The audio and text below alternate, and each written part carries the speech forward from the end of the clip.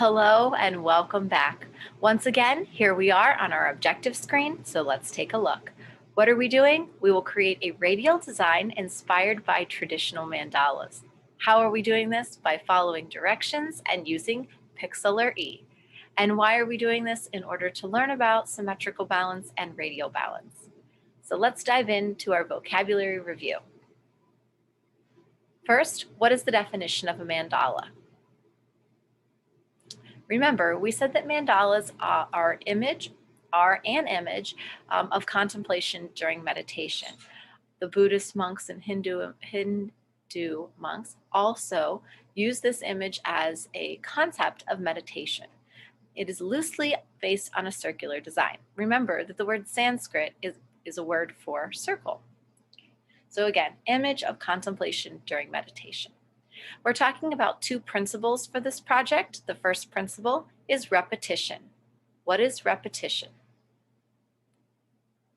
Remember, repetition is repeating a pattern, object, or art element in an artwork. The other principle we're talking about is unity. What is the definition of unity? Well, remember that unity is the quality of having all parts of an artwork look as though they belong or work together. Nothing is out of place. Everything has a reason and a purpose and is in the composition for that reason. So that is unity. Those are the two principles. Let's move on to another concept that we're going to talk about in this project. The next concept is the concept of balance. Remember, balance is the arrangement of all parts of an artwork to create a sense of equality on all sides. So whatever happens on the right side, something happens on the left side to create balance. Doesn't always have to be the same thing, but it does have to have equal visual weight. Weight is determined by size, color, location of object, size or shape of object, and where it's placed in the overall composition. All of these things affect the balance of the composition. One concept or thought on balance is the concept of symmetrical balance. What is the definition of symmetrical balance? Well, if you said that symmetrical balance is a type of balance in which the contents on either side of a center line are exactly alike, you would be correct. So what happens on the right happens on the left, and it's a mirror image of those things. So we are symmetrically balanced because if we divided a line in between us, we have an ear on either side, an eye on either side of that center line. Okay. But for this project, we're not really talking specifically about symmetrical balance. Our project will have symmetrical balance, but we take it one step further and give it something that's a little bit more specific type of balance, and that would be radial balance. So what is radial balance?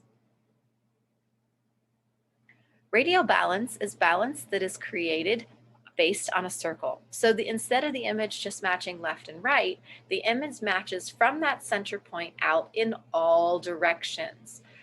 So you can see from that center point in every single spot, you're going to have that same thing happening. So there's a couple of really great examples of things that you will find that have radial balance, like a bike wheel. Oh, and that brings us to our daily goal now. So today, what we're going to do is we're going to make a selection and we're going to create a single pie-shaped piece of our project. So to do that, we're going to use the polygonal lasso tool. We're going to create a shape. We're then going to use that shape to copy just that selected area out of our picture image. And then we're going to delete the original picture that we were using. So let's go ahead and get started. I'm going to jump over here onto my Chromebook. And I'm going to take a look here. And first, I'm going to open up a new tab and get our program ready. So pixlr.com/e/, and you can see that because I haven't deleted my browser cache, I still have some images here. So if your image is here, you can use it directly from there. So we were working on this mandala 5, so I'm going to click on it and it will load right here. If for some reason your image is not here, you can go to Open Image and search your Downloads folder and find that image that we created in the previous session. Okay. But since mine's right here, that is definitely the easiest way to do that. All right, so there's my shape. All right, now before we move on, it's kind of distracting to see this with this image right here. So over here on the right side, these are your palettes. And I'm going to first hide the history palette by clicking on the little negative sign there. Minimizes it down here to the bottom. And then I can see a little bit more of this layers palette. I don't need layer 1, so I'm going to right click on layer 1, and that will open up this dialog box here where I could do lots of things, but I'm just going to hit the delete button to get rid of it because I don't need it. And this one here, I'm going to click on it. I can actually hide the visibility of this image by clicking there, or a shortcut for that is to click this box. So I can uncheck that box to hide that image. Okay, so this will be a little bit cleaner and easier to see what we're doing without all of that other crazy colors and things for the manipulation of this. So over here on the right side, this is our toolbar, and we're going to go into the toolbar and you're going to find the lasso tool. Okay. Once you select the lasso tool by clicking on it, it changes our option bar up here across the top. Above the option bar, you will find the menu bar, and we'll be using that as well today. But this is the option bar, and I'm going to change from the freeform lasso tool to the polygonal lasso tool. That's going to give me some nice sharp edges in my image. So I'm going to click on that. And then I'm going to take my cursor or my mouse there, and actually I am going to plug my mouse in because this is going to get a little bit tricky. So I highly recommend, if you do have a mouse, that you use it for this step. If you don't, you can still accomplish it, but it's just going to be a little bit tricky. Okay, we're going to go up here to the top where our polygonal lasso tool is.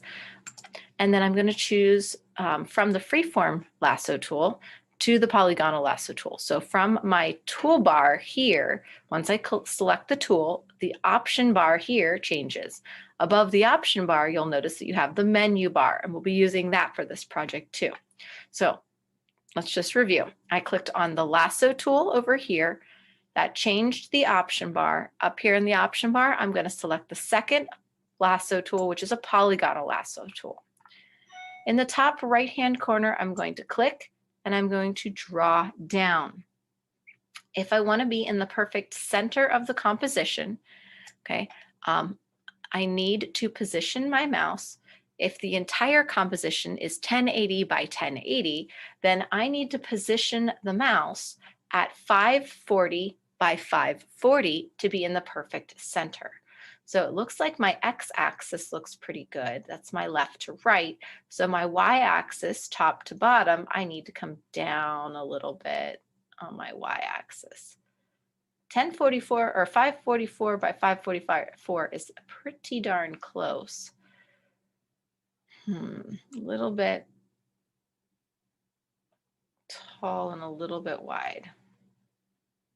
I'm going to go with that 542 by 542. I'm going to click.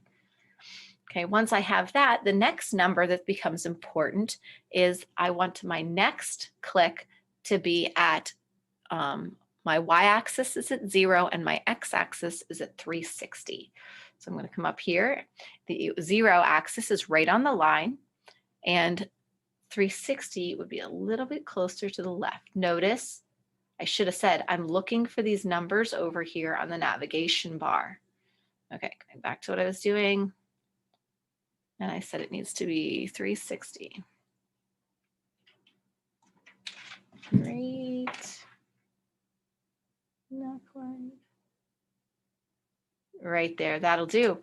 Okay, so 360, and then at the end here, after I get that measurement, it's kind of up to you to create an interesting edge at the edge of your mandala.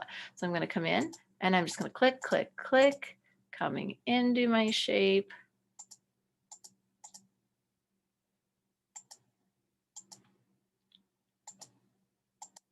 And then when I'm ready to finish, I can double click and it will connect the two ends, creating a shape. Now, it's not a bad idea. This is a selection. So just in case, I'm going to go up here to select and I'm going to go save selection. Okay, so my selection has been saved just in case I would lose it at this point. So the next step after you have your selection is you're going to make your picture visible again. So you can do that in one of two ways. First, you can right click on the image and turn the image visibility on there, or you can click the X or the check mark in the box to turn off and turn on the visibility. Okay, so my image is on. I'm going to take my move tool by clicking on the inside. I have the lasso tool here selected. Okay, if I start out here, I'm going to be drawing another lasso or another selection. So I'm going to come inside with the move tool and I'm going to move my shape down onto my image. Whatever is inside the shape is what I will be keeping. So I want to put something in there that is of interest, some interesting colors, interesting shapes. So I kind of like that, just like it is right there. Kind of want a little bit of this purple too, of this chair down here at the bottom. I like that. Okay, got some of the umbrella, balloons, and some water. All right, I think I'm happy with that. I like that selection. So the next thing I'm going to do is I'm going to hit Control C, and that copies what's inside the selection. And then I'm going to hit Control V, and that pastes what's inside the selection. So if I turn off the visibility over here in my layers palette, you can see I have a new layer. So if I turn off the visibility of the image, there is my pie shape piece. Okay. And that, if we look back to our objectives for today, is delete the image layer so that we have our pie shape piece. So we just hid the visibility. So we'll come back over here and here's our image. So I'm going to again right click and delete the original image. And now I have a single piece of pie shape for the project. So that's what our project objective was for today. So at this point, I am going to remember that I want to save this to the downloads folder. So I'm going to hit save. File name is good, PNG is good, and I'll hit download. Okay, and that will download for me. I can close that, and I can close that. The other thing that we want to make sure we also do is we do that screenshot. So again, we hit